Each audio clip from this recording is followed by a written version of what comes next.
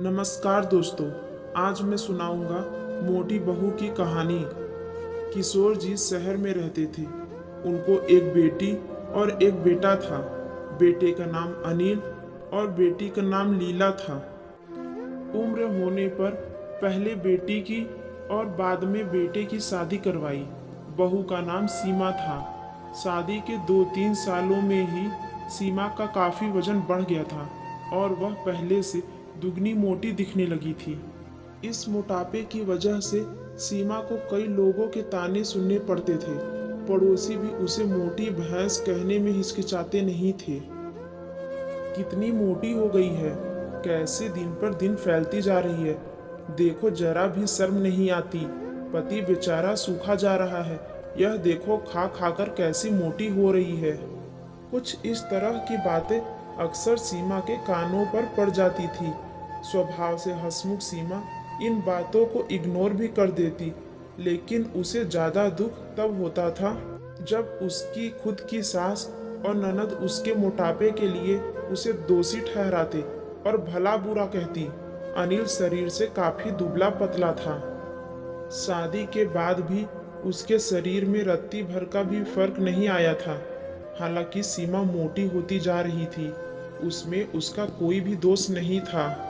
बल्कि सीमा तो अनिल से भी कम खाना खाती और दिन भर घर के सारे काम करती रहती थी। अपने मोटापे की वजह से चाहे किसी काम में कितनी भी दिक्कत हो, सीमा उस काम को कभी अधूरा नहीं छोड़ती थी। उसने घरेलू नुस्खे और कई तरह के उपाय करके अपना मोटापा कम करने की कोशिश की थी, लेकिन शायद उसके शरीर के हार्मोन्स ही थे जो उसे मोटा बनाए रखे थे। अनिल को उसके मोटापे से कोई दिक्कत नहीं, वो तो बेचारा अपने बिजनेस को संभालने में व्यस्त रहता था। उसकी माँ और बहन हमेशा इस वजह से सीमा को कुछ ना कुछ सुनाते रहते थे और सीमा काफ़ी रोया करती थी। सीमा जब भी मौका मिलता अपने पति से इस बारे में बात करती थी और कहती थी कि अपनी माँ और बहन को समझाओ, मैं मोटी हूँ, उसमें मेरा क्या दोष है।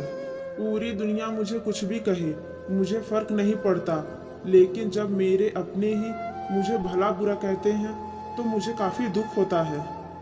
ऐसे ही दिन बीते चले गए। एक दिन सीमा की सास ताज़ी हवा लेने के लिए जब टेरेस पे गई हुई थी, तब वापस लौटते समय उनका पैर फिसला और सीढ़ियों से वह गिर गई। भाग्य से वह बच गई, लेकिन उनके पैर में एक बड़ा फ्रैक्चर आया। उनको अब एक जगह से दूसरी जगह जाने में भी काफ़ी दिक्कत होने लगी। बिना किसी के सहारे के वह ऐसा कर ही नहीं पा रही थी।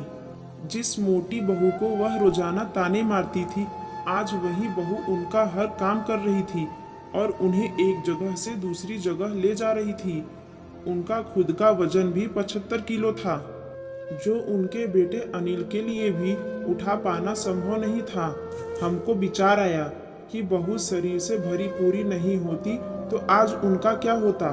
सीमा की सास को सीमा के साथ किए हुए अपने बुरे बर्ताव के लिए पछतावा होने लगा। उन्होंने एक दिन मौका देखकर इस बात के लिए सीमा से हाथ जोड़कर माफ़ी भी मांगी। सीमा ने कहा, अरे मालिक, आप माफ़ी क्यों मांग रही हैं?